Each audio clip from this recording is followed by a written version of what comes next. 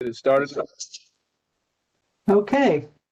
Well, Duran will start, but I'm hoping Terrence will join us in just a couple minutes. I think he's our third. Okay. Welcome to the April 8th, 2021 meeting of the School Performance and Accountability Committee of the Tennessee Public Charter School Commission. This meeting is being held virtually via web conference. This meeting includes a public dial-in option that is available on the Charter Commission's website. I would like to introduce Ashley Thomas, the Commission's General Counsel. Ashley, would you please reference circumstances behind the virtual meeting and the relevant TCA code? Absolutely. This is Ashley Thomas. I'm sorry.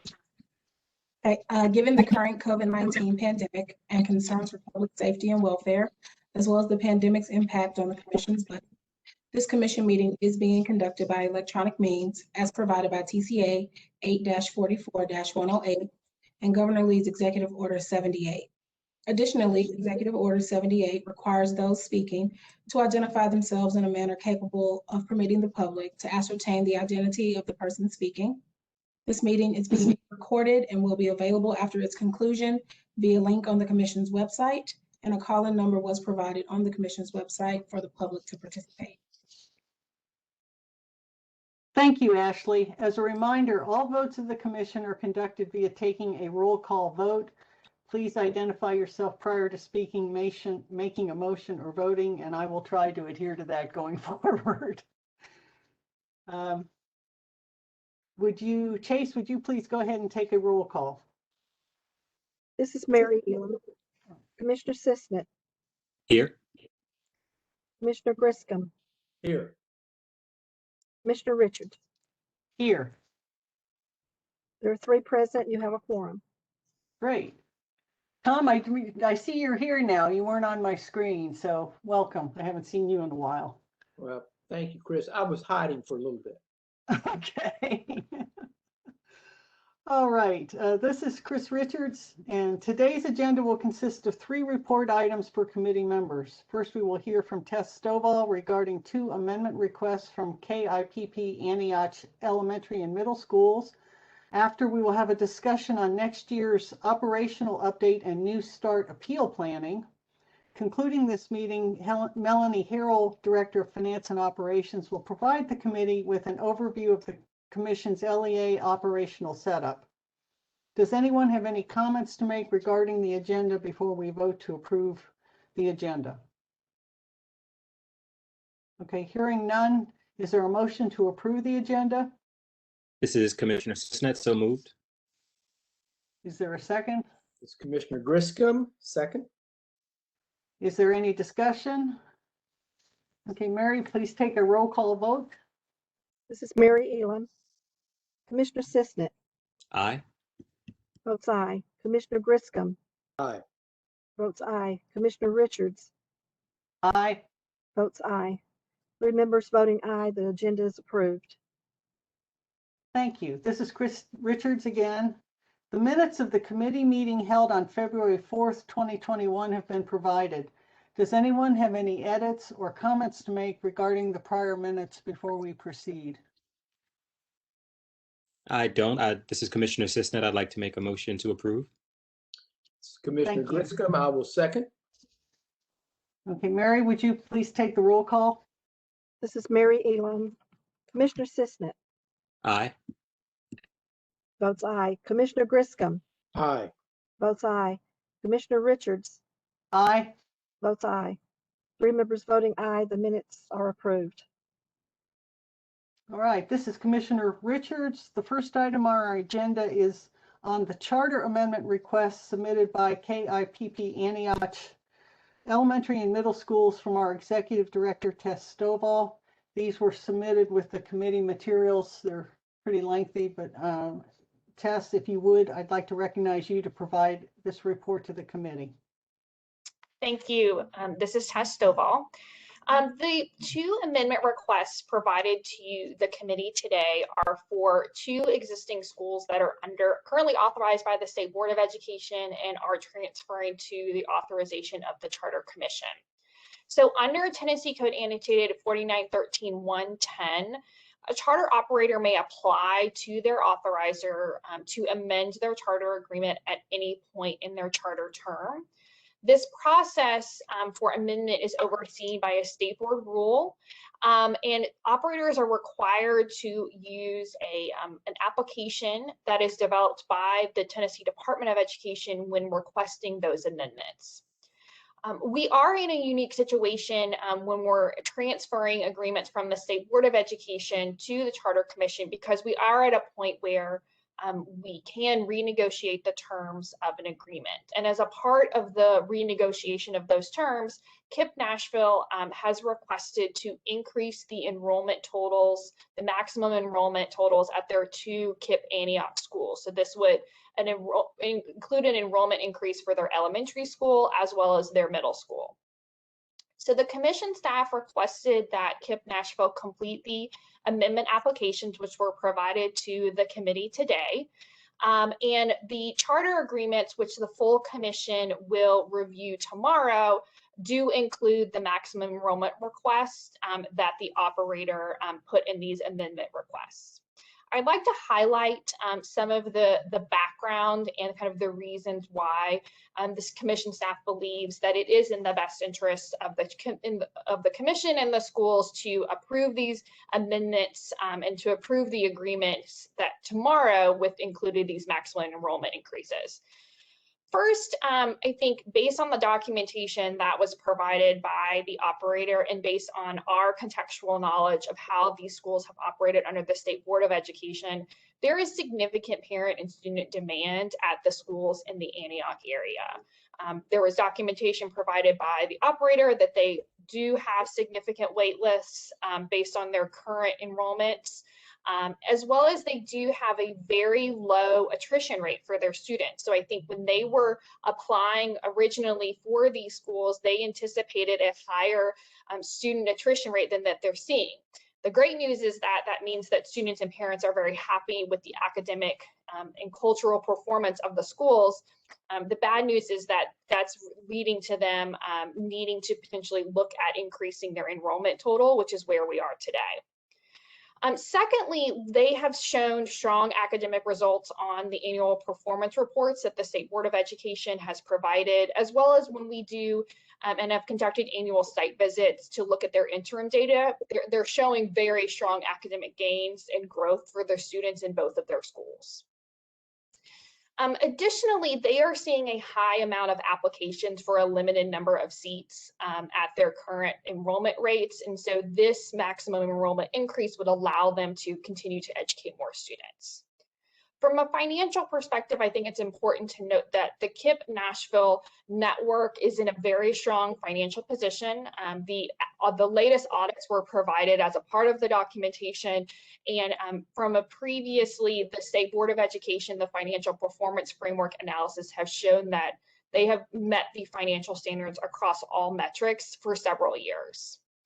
And from an operational perspective, the network is currently in the process of finalizing an additional building on the campus that these 2 schools are currently sitting on. So for right now, the schools have been sharing one building, but over this upcoming summer, their middle school building will be finished. And so the middle school will actually be transferring into the new facility. So from a facility standpoint, they have the capacity to increase their enrollment and continue to accept more students.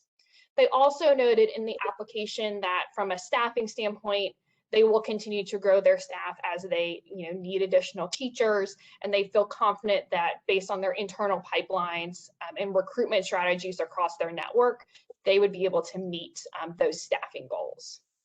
So it is the recommendation of staff to approve tomorrow in terms of the charter agreements to include these increases in maximum enrollments. As a part of the charge of this committee, it is to review any amendment requests. So we do anticipate that this is the first of other amendment requests that this committee may be considering in the future. So it would be great feedback if you all could have any questions both on these amendment requests or in the future if there's additional information that you would like to see Ashley and I present when it comes to amendment requests. We'd be happy to take that feedback from you all as well. And I'd happy to turn it over to committee for any questions. Do any of the members have questions? Hi, this I is, have one. Oh, go ahead, Derwin. oh, sorry, okay. This is Derwin, Commissioner Sisnet for the public. When I was looking through the documents, I appreciate you sending out all the materials and getting that together. I think one question, this is a comment, but I believe one question that the community might ask, or that anybody might ask, is how would this have an impact on the schools in the neighboring, in the area? Looking at the chart around just where enrollment is, attrition, what have you, and then also looking at the wait list, I think that says that there's a need, which is great. But also looking at the neighboring schools also shares that it looks like, I'm assuming, there's a growing population. So there's a need for all schools for the most part. And so I just want to just state that as we think about what this might have an impact on the community, that this isn't just one school that really needs to grow, but there are more schools that need to provide seats for students. And so I think this is a good thing that they are able to provide that, and that it also should not negatively have an impact on the neighboring schools. So just wanted to share that for the record. Thank you, Commissioner Sisnet. Other comments, questions? This is Commissioner Richards again.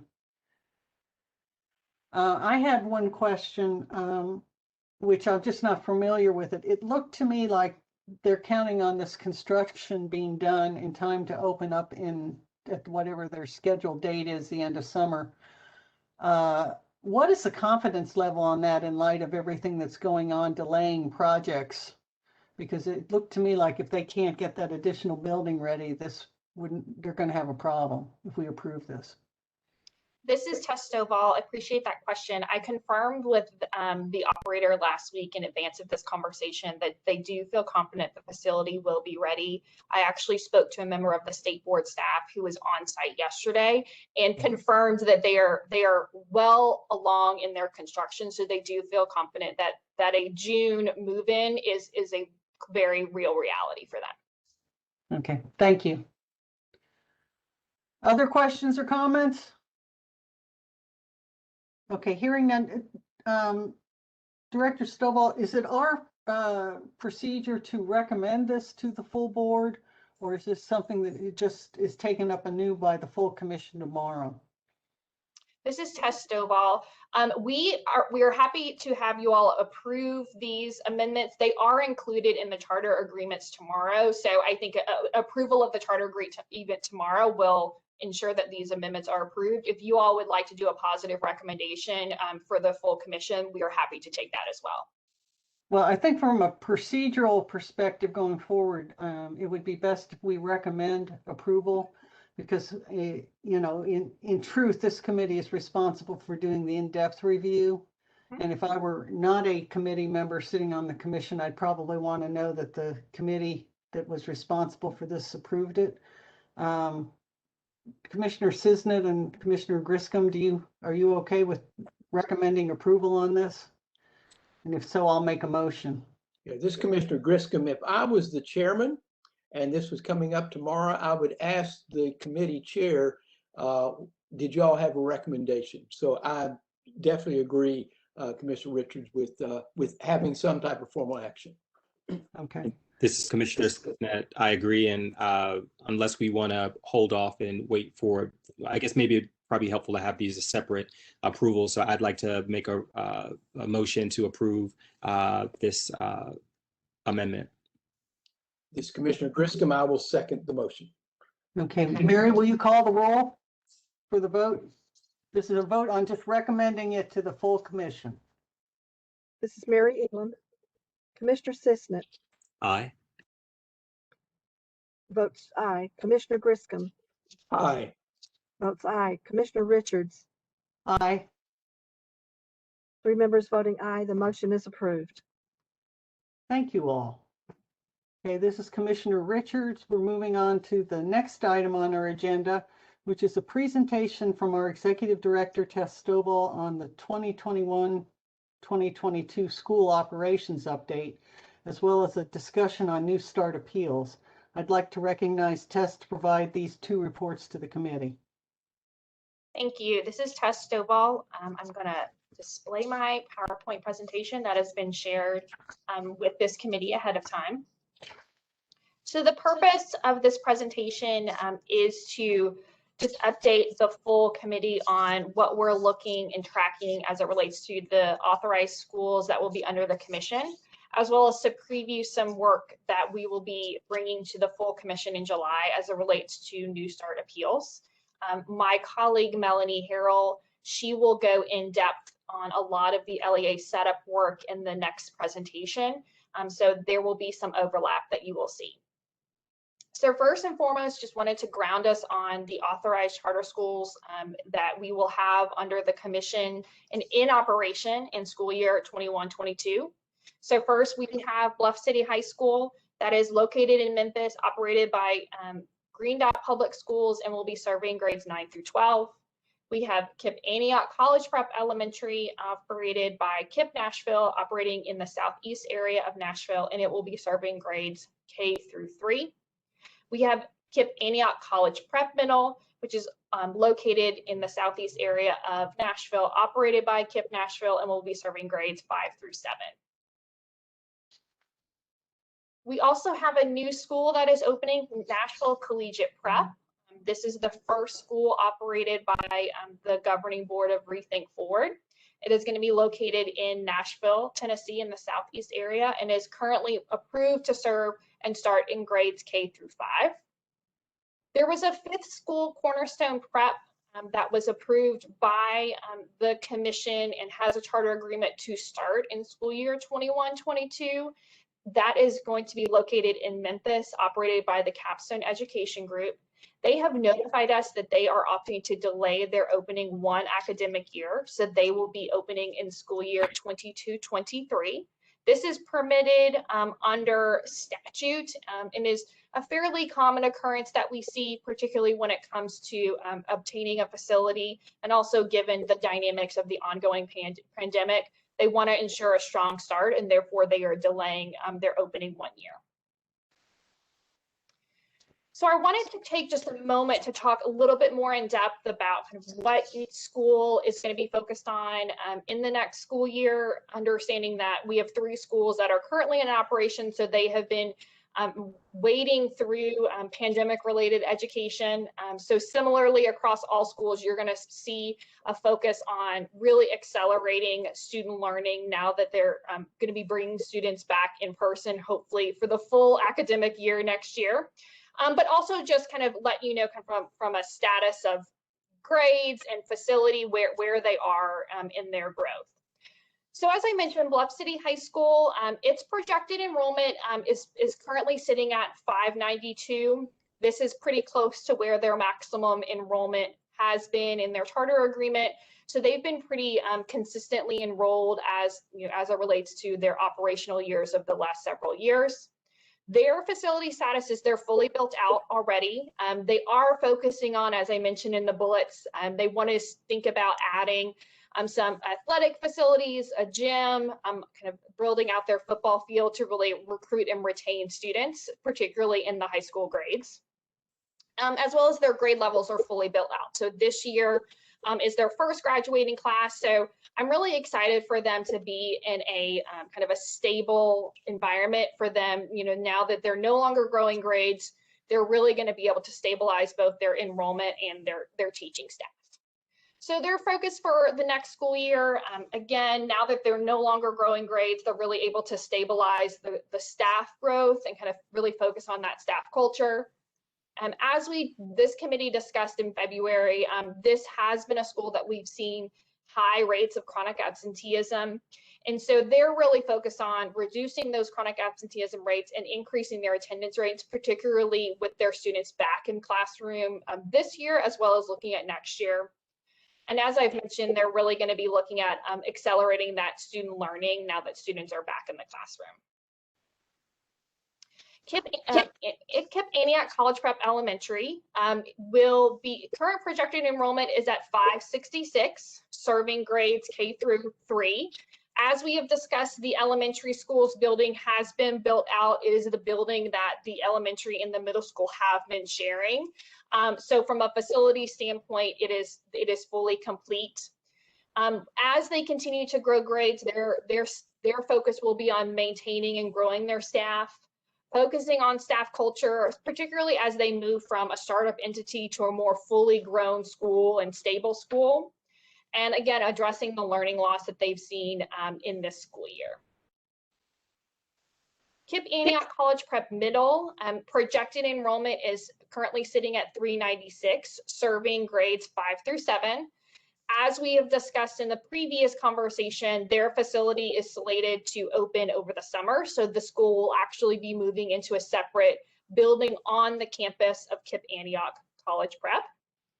Again, their focus, similar to the elementary school, they're continuing to grow grades, so really focusing on that staff culture as they grow out their staff and really thinking about moving from a startup entity to a fully grown school.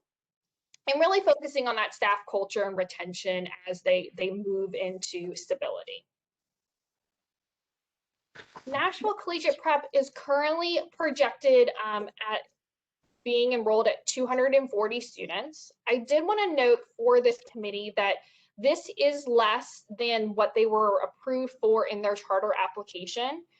This is a conservative number. They've had some delays as it relates to being able to identify their facility. In the past couple of weeks, they've finally closed on their facility, so they're now able to advertise to parents and students where the school is actually going to be located, which, you know, certainly from a parent perspective, I understand that that would give you much more confidence in wanting to enroll your child in a school that has a facility that you can drive by. And so in our conversations with this school, we have encouraged them to provide us low projected enrollments rates for now. And as we get projected enrollments on a month-by-month basis through July, that we can really see where those applications are coming in and how their confirmed enrollment looks. What we don't want to get into a situation is they over projected how many students they will have enrolled, and then we might be in a situation where we're having to have them pay back BEP or federal allocations because their enrollment rates are off. So they have acquired a facility. I shared with the full commission that they are having a groundbreaking coming up. The staff will be attending. We are very excited for them. It is actually a really great facility. It's fully built, so it's not that they're building a facility from scratch. They will have to do renovations, but it is a fully built facility that they acquired. They are currently approved to serve grades K through 5. Again, we're going to be monitoring this process with them once their enrollment comes through over the next couple months to see how they're doing in terms of grade levels being served. So their focus is recruit students, open strong. Certainly the first year of a charter school is always challenging in terms of students and staff, but Melly and I in particular have had very close communications with the school. We know they are very excited to open, and we are excited to see the work that they do. I do want to share with this committee kind of where things stand with it as it relates to Esser allocations for the authorized charter schools, and share from a high level what the schools are utilizing their Esser funds for. So their Esser 1 and Esser 2, these are the stimulus dollars that have been allocated from the Tennessee Department of Education as a part of the allocation that Tennessee received from federal stimulus dollars. And then we also just received the Esser 3.0 allocation, which you can see it's a pretty significant amount of money that these schools have been receiving or will receive as it relates to supporting recovery from both the pandemic as well as learning loss. So generally, we're seeing the schools budget and use the funds for, again, mitigating learning loss, be that intervention, tutoring, summer learning programs, ongoing programs that are after school, or just, you know, ways to support students that may have fallen behind in the last school year. Purchasing technology or other software, instructional materials that really accelerate academic growth. Addressing any mental health needs or needs of special populations, particularly English learners or students with disabilities that may have been greatly impacted by having to have virtual learning or not having those in-person opportunities. And finally, one of the benefits of the Esser dollars is that there can be facility upgrades as it relates to, mitigating the pandemic or mitigating, exposure to COVID-19. So we did see some of our schools utilizing the funds, or will be utilizing the funds for facility needs as well. And I think the other thing we wanted to note for this committee, and that we will see when we talk about the FY22 budget at the July meeting, is that because we are the school district, the Esser funds will flow through the district. So when we look at our budget, you will see the Esser funds, the federal allocations, the BEP reflected in our overall budget that we've then spiraled down and kind of work with our schools to pay out. And before I dive into the New Start appeal process, I wanted to pause to see if the committee had any questions about our upcoming school year, kind of where things stand with our schools operationally. Commissioner Richards, this is Tom Griscom. May I? I've got two quick questions. Is that okay? Please proceed. Thank you. Tess, on the Nashville Collegiate Prep, with the lower student numbers starting out, they're able, looking at their financial model, to absorb that and not feel like it puts them on a challenging path. Is that a fair assumption? This is Tess Stovall.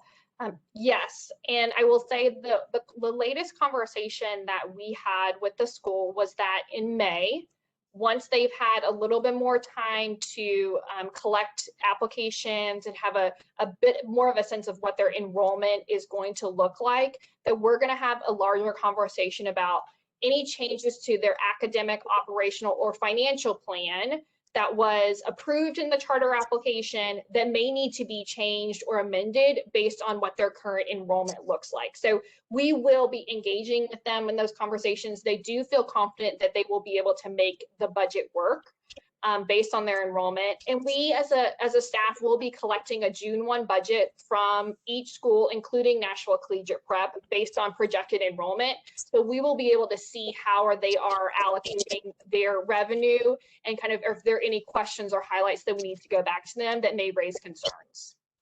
Thank you. This Commissioner Griscom, my second question on the Esser allocations.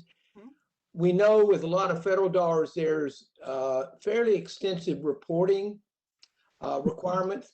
Are we, or the state board, or the Department of Education, making sure our schools know those requirements, giving them any direction or guidance they need to make sure they comply with those requirements?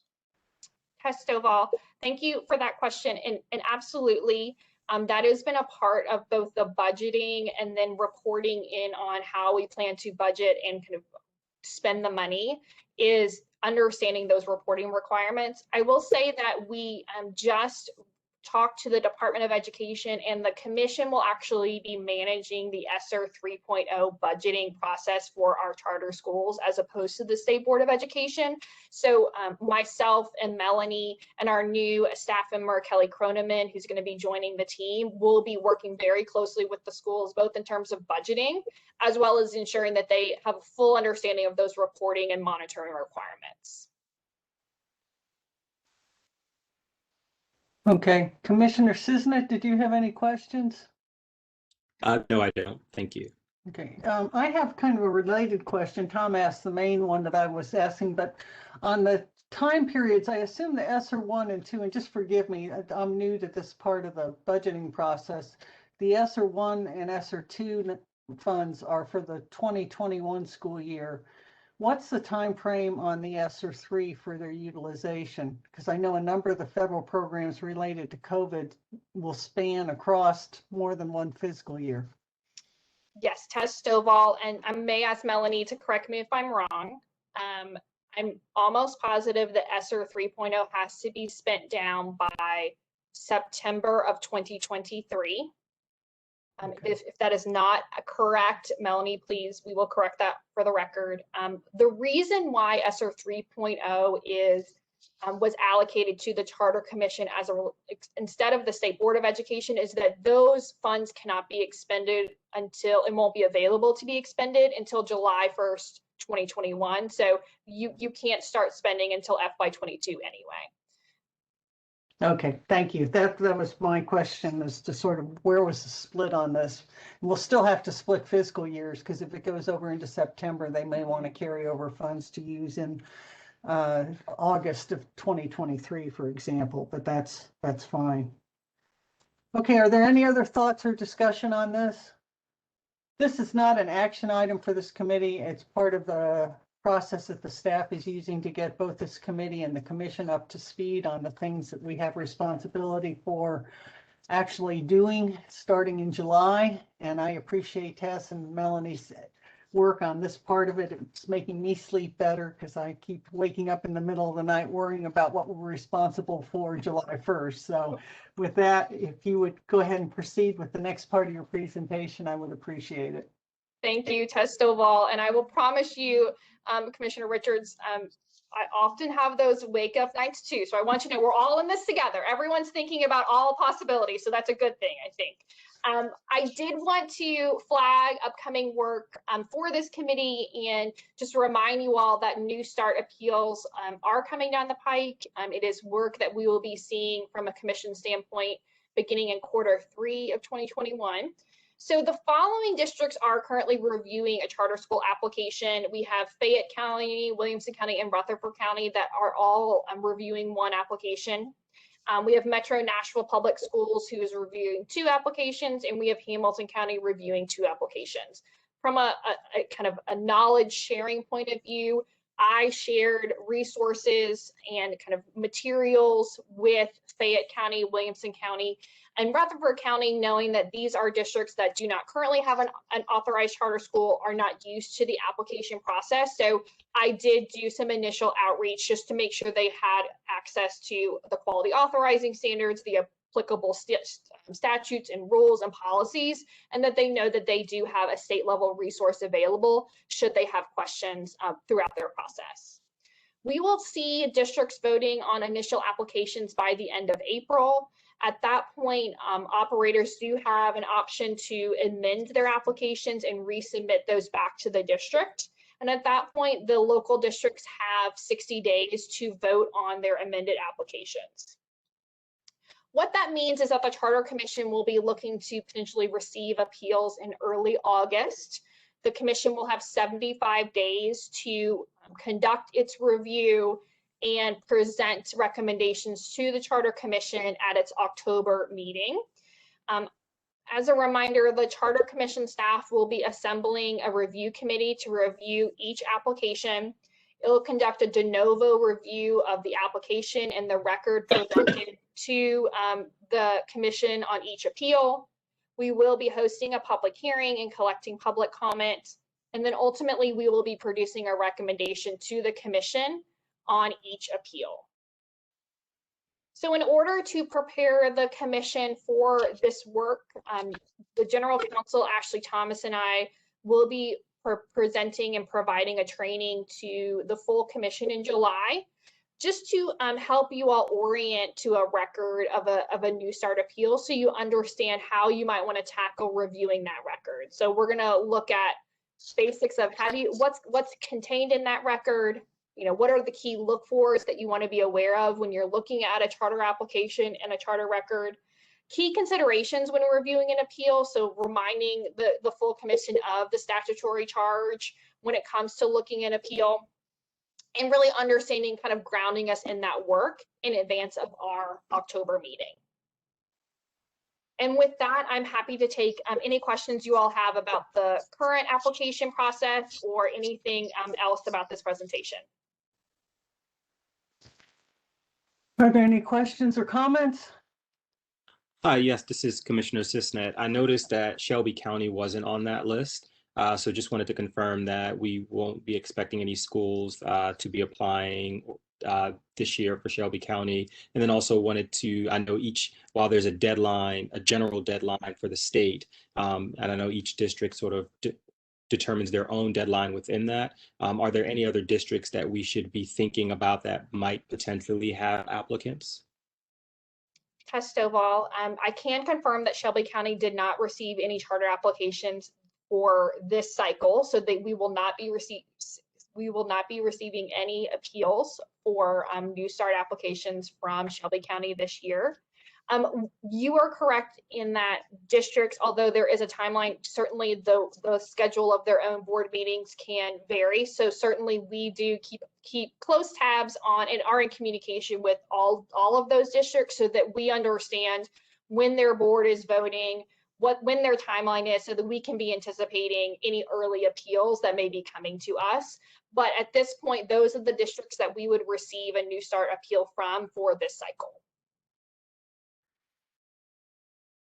Okay, and just to clarify, there hasn't been a decision made on any of these applications at the local level, so an appeal would not become an issue for us until a decision was made and then a determination made by the charter applicant that they wanted to appeal it, correct?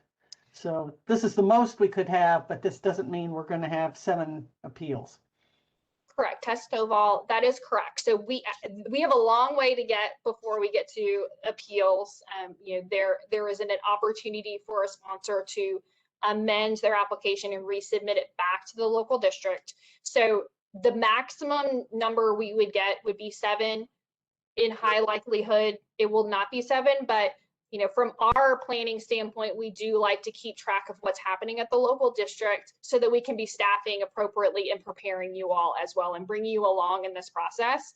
And we will be sharing with the commission as we hear about how local districts are deciding on these charter applications and what this process looks like going forward over the next couple of months, so you all can be prepared for what appeals we might be receiving. Okay, thank you. You just answered my question, which was how are we going to keep track of this? But thank you so much. Okay, if there isn't any other discussion or questions on this item, this is another item that doesn't require a recommendation to this committee. It's more on the education learning part of our work, and it will be presented tomorrow at the full commission to all of the commissioners so everyone can become aware of that situation. So with that, the final item on our agenda will be a presentation from Melanie Harrell on the operational setup of the commission as LEA. I really want to start this by saying I called last month and really asked for this agenda, and they have done a wonderful job of addressing the issues that I wanted to have addressed, because this is another area where I woke up and said, oh my goodness, we're going to be in LEA in like 3 months. I sure hope we're getting this planned out, and I'm feeling more and more confident as every day passes. So with that, if we can move on, Ms. Harrell, to your presentation.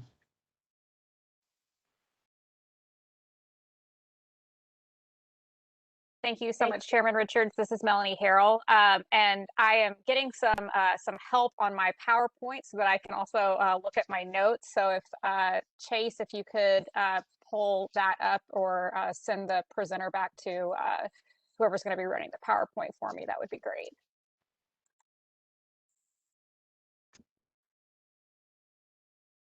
I sent it over to Tess. Sorry about that, Mel. Nope, no problem at all. Thank you. Well, again, just to echo, this is Melanie Harrell. We wanted to spend some time today giving the committee an overview of the Commission's LEA operating functions, the different buckets of work that we have and responsibilities. We also wanted to give you an update just on the work that we've done to date to prepare for the successful handoff of these responsibilities from the state board to our staff. I'll also end with a timeline of the kind of critical activities and milestones that we'll be looking for over the next 3 to 6 months, with an opportunity for you guys to ask any questions you may have about that. We can go ahead and start with the next slide. So first, I want to just give a kind of a high-level overview of the different work streams that we manage as part of our LEA operations. So these fall into the primary buckets of general operations, finance, federal programs and special populations, human resources, data management, and test administration. We're going to dig in a little bit more into these on the next slide when we talk through roles and responsibilities. So the biggest piece that we were thinking about when we were thinking about staffing up was we really wanted to delineate the responsibilities across the staff members that will primarily manage our LEA work. And that includes myself and our 2 new coordinator roles. So I primarily will hold the responsibilities for kind of the general operating pieces, including the implementation and oversight of our various operating policies and procedures, as well as safety planning and some transportation work. I also lead our finance functions, including the pass-through of BEP and federal funds, management of our budgets, expenses, and our procurement activities. I'll also manage and support, of course, the coordinators in our work, and am very excited about the prospect of having a team to work on all of these initiatives with. As Tess mentioned, we have recently hired our new coordinator of federal programs and special populations. Kelly Croneman will be transferring over from the state board staff, where she has currently worked on a lot of this work. And so we are very grateful to have her expertise coming on board. She will lead our LEA and school planning activities, the development of the consolidated funding application for federal funds, and she'll provide kind of the programmatic and compliance oversight of our federal funding streams. She'll also be responsible for the compliance and monitoring of our special populations and the services our schools are providing for those special populations, just to really ensure that all students are being served appropriately and that districts have each school has a clear understanding of their obligations. We are also in the very final stages, I hope, of hiring our coordinator of data and operations. I am very hopeful that we will be able to make an offer in about the next 10 to 14 days. So the coordinator of data and operations will primarily manage our student information system, kind of the other areas of data management. They will handle our test administration and serve as our LEA testing coordinator. And they will also conduct some of the kind of minimal HR functions that we have as an LEA. And that includes things like running DCS background checks, some of the TCRS benefits reporting, and checking licensure and endorsement requirements are followed by schools and their personnel. You can go ahead and move to the next slide. So next, I wanted to give you an update on some of kind of the key activities that we've completed along each of these broader buckets. So for general operations, we are continuing to work closely with state board staff on the transition. We meet with them monthly. And of course, as you all know, Ashley and Tess have ensured that we are in a great place along with the full commission with our LEA policies. Those have all been established on first or final reading and shared with schools. We are working quickly to finalize all operating procedures that will be transferred and updated from the state board to the commission.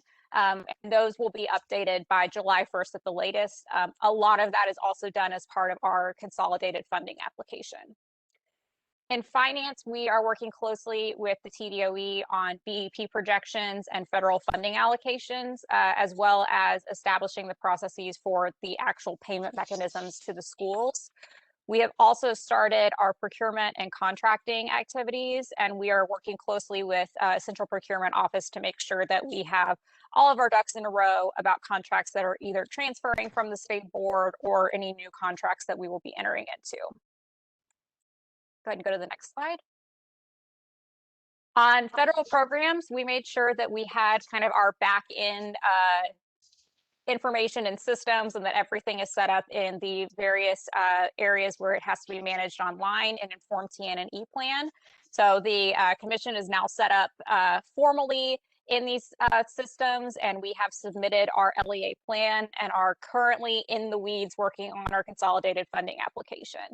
So we have also engaged in a lot of conversations with TDOE staff, and they've been a great resource for us in completing that application, and that will be submitted by the end of the month. We are also meeting regularly with the staff members that are responsible for Easy IEP and EdPlan. And so we have talked to them about data transfer needs and different pieces that we need to make sure that that information is transferred from the state board to the commission appropriately, following all applicable guidelines, and that we are also making sure that we have things in place for our new school that will be coming online. We've finalized our MOU with the Department of Children's Services that's needed to be able to conduct those background checks that I mentioned earlier. And we are engaging in regular conversations with the vendor that manages the individual learning plans for English learners, and that transfer is ongoing. We can go ahead and go to the next slide. We have also on the data management front held meetings with a variety of different teams at TDOE, including district technology, again, the special populations data management, and as well as PowerSchool, the vendor that will manage the student information system about that transfer. This is an area, thinking of things that keep us up at night. This is where I wonder about making sure all buttons are pressed the right way at the right time. And so this is something where we have established very regular project checks and a regular cadence of communication with these different teams to make sure that we are ensuring that all of the coordination on the back end is done and that everybody is prepared to press the right buttons and make the right adjustments when needed. Finally, we have talked with TDOE divisions of accountability and assessment to make sure, first and foremost, that they are aware of the transition and to finalize any implication that this could have for the district or schools. Again, with all of this work, our primary goal has really been to make sure that the existing schools authorized by the state board are seeing as streamlined a process as possible. And in any instance where it's avoidable, trying to make sure that if logins don't have to change, if sites don't have to change, if there are things that we can do to streamline their interface and what they're used to, we want to make sure that we are trying to do that and keeping a focus on them. You can go ahead and go to the next slide. Okay, and as we think through the timelines for our ongoing work, we kind of outlined the next steps in two big chunks over the next 6 months.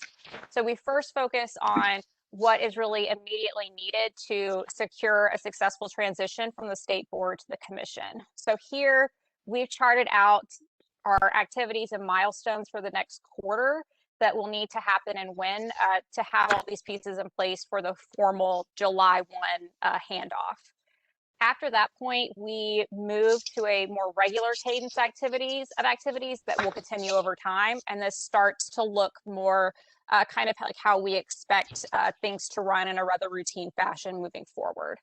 So before we moved on to kind of what things will look like at the start of the school year, I don't want to read this whole slide to you, but I did want to just take a minute to pause here and see if any members of the committee have any questions or comments about our plans for the next couple of months or anything that I've shared thus far. Other commissioners? Mr. Richards, this is Commissioner Griscom. Let me ask one question on the setup timeline. Melanie, are there any things in here that you've looked at that absolutely are must to get done? I mean, it's a long list here, but I'm assuming you know a couple on this list that these are absolutes. If some of them maybe slid a little bit, it'd be okay. Is that a fair assumption? Because Commissioner Richards, I'm like you. I too spend a lot of time knowing what we're getting ready to face, and I look at this, and that's the reason why I question that there probably in here are those that you know you absolutely have to get done, where some of the other ones might have a little flex in. Is that fair? Yes, absolutely. This is Melanie Harrell. And I do think, again, you know, I mentioned this, but the thing that I think keeps me up at night and is really highest priority is the different data management systems that we have to make sure integrate appropriately. Now, I will say, thankfully, we are planning on a July 1 timeline, which means absolute worst comes to worst, you don't have students in buildings by that point. So we do have at least a little bit of a cushion. Of course, that would still be unacceptable to me, but we are relying on a lot of different people, a lot of different vendors, a lot of different hands to touch a lot of varying pieces. And so that is the one thing that I think is kind of highest priority for me, and that I think is the most important if I had to pick. I will also say making sure that we have continuity in our contracted services is really important. Again, just to make sure that there's not any interruptions for schools and what they're saying and what they're using. So that is something else that we are really keeping in mind as we look at this transition. Okay, Commissioner Cisnet? Yes. So I know I think we all worry and wake up in the middle of the night wondering, if we're doing everything that we could possibly be doing. So I think in light of that, and similar to Commissioner Griscom's point or question, what worries you the most, and how could we be helpful so that that worry subsides? That's a great question, and I appreciate it. Again, this is Melanie Harrell. I think that engaging in these conversations and continuing to keep an eye on these things is very helpful. We've greatly appreciated your feedback and support. And so I think just as we continue having these conversations, certainly if we get off track for something, or if we become kind of more concerned about any timelines or responsibilities, at that point, we will want to reach out and think through ways that you may be able to help us problem solve. So for now, I think the engagement has been great. Very happy to engage with the committee members on these items, and we will be back in touch if we need anything. Yeah, thank you. Thank you. Thank you. Okay, I have a couple of things because I think sometimes the most help I can provide you is telling you what's not here. Absolutely. And one thing that I don't see here anywhere is a indication that we're going to validate the security protections that I'm certain are in place, because it's a Tennessee DOE set of systems, even though they're run by a vendor. But right now, hacking into school systems is sort of the contact sport in the hacking world. And a number of very major school systems have found themselves the victim of ransomware. And even though I would like to presume that these systems are well protected because they've been run by the DOE, I don't want to take that for granted.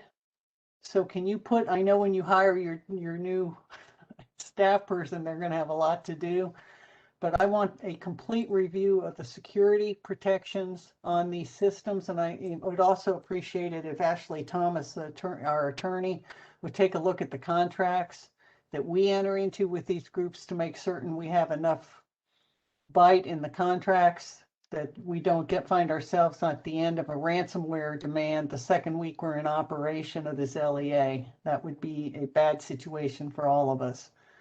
So that was my first reaction to it when I saw this list. And then the other thing I would ask you to look into, and I'm most concerned when I saw the amount of the 3.0 Esser funds. Mm-hmm. That is a lot of money, and it's a lot more money than these folks are being used to getting. And it can be used for different things than, what state money can be used for.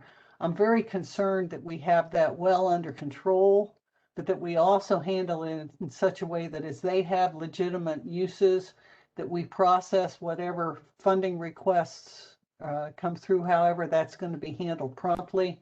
Because I know from my experience with charters, you periodically hear complaints, well, my LEA, said we'd have the money on this date, and it showed up 60 or 90 days later. And in the interim, their budgets have had havoc wreaked on them. So as you look into that process, which I know you're going to be setting up for all funding to these schools, if you could pay particular attention to that, because not only do we have to comply with the regulations, we've got to be sure this money is provided on a timely basis for the kinds of things they need to be doing, because I'm certain there'll be a lot of things they'll want to do. And especially with facilities, they may want some of this money, pretty early in July before the schools open, to try to do some of these things before the kids are in school. So those are my two things that I saw were missing on this list. So if I come up with some more, I'll let you know. And there may be people tomorrow who will have some more for you. I don't know. You Absolutely. Never know for sure. Absolutely. Well, thank you so much, Commissioner Richards. This is Melanie Harrell again. We have definitely kept the security of personally identifiable information and our own systems at the forefront as we've looked at these things. I will definitely take that advice, and what I may do is I will add that to our kind of next agenda for check-ins with all of these folks, and I'm happy to give an update on kind of what the procedures are there. We do have, again, monthly check-ins with the district technology team, which is kind of a coordinating point for a lot of this work. And so that's something I'm happy to get some more information from them on and just make sure our ducks in a row. I will say the one benefit that we have found is that on a lot of these systems, I'm cautiously optimistic in that the process to actually change hands and I guess trade keys, if you will, is smoother than what I was initially afraid it would be. And again, a lot of the issues more that concern me more come in just making sure, you know, if System 1 changes the name from state board to charter commission and hands over the keys, the next data pull from the next system isn't then, you know, not pulling from the right information. And that could, I am not a data whiz by any means. I don't understand a lot of the things that go on behind the scenes from IT, but I do have a sense that that could be very bad in terms of a domino effect. So that's something that we're definitely keeping in mind. And with the Esser funds, you are exactly right. We were actually just having a conversation, Kelly Croneman and I, yesterday, as we were kind of talking about some of these pieces, specifically about Esser funds and that being a particularly large chunk of money that can carry over for quite some time, thinking about the processes and that we need to have in place to support that. Okay. Well, thank you. And we appreciate all your hard work and what you're doing. I will just caution you on the IT security side. These are systems run by contractors. And as many large organizations have found to their detriment recently, unfortunately, when you have a system that's run by a contractor, you are hostage to the quality of that contractor's IT processes. Are they patching things timely? Do they have a regular process for even simple things like that? So while your concerns about the transition and databases are well-founded, because I've done this several times and it is not easy, it'll be difficult. The most important thing is don't assume that the security provisions that you have in place right now for the state board are acceptable. We need to verify them ourselves so that we're sure we've got what we are comfortable with. And it's a lot of times it's just that people, it's not top of mind every day, and something that worked 4 years ago doesn't work today, or, you know, it's just things. Everybody's getting more sophisticated all the time, including the bad guys. So that's why I raise it. Yeah, absolutely. With that, I appreciate your comments. Are there any other comments or questions from the commissioners? Well, thank you and Tess both so much for your presentations. This has been very helpful.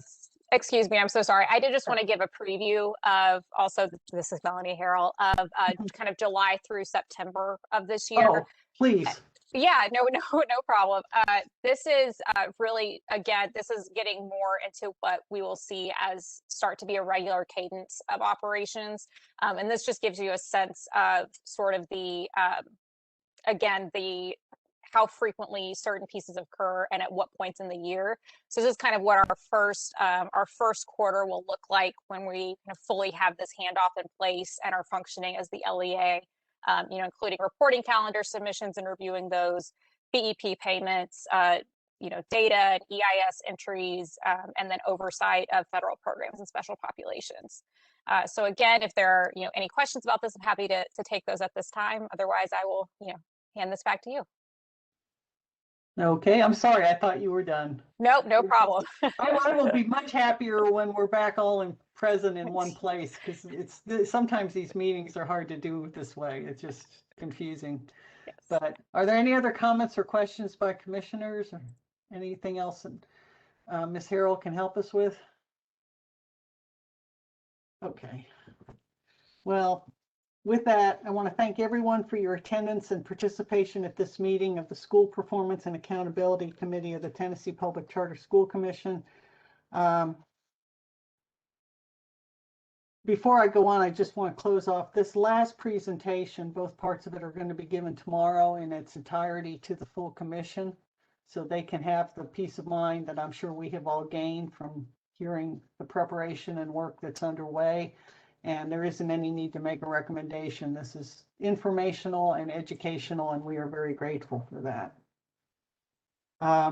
If there aren't any further comments or questions, do we have a motion to adjourn the meeting?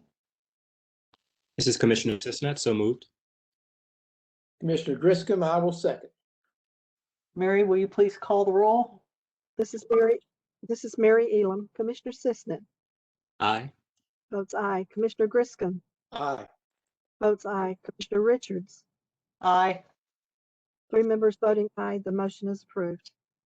Okay, thank you. The next meeting of the School Performance and Accountability Committee is scheduled for July 12th, 2021. I look forward to seeing you all virtually at the full commission meeting tomorrow. Unless there are any other comments, we stand adjourned. Okay. See you tomorrow. Thank you. See you tomorrow. Thanks, everybody. Thank you. Bye.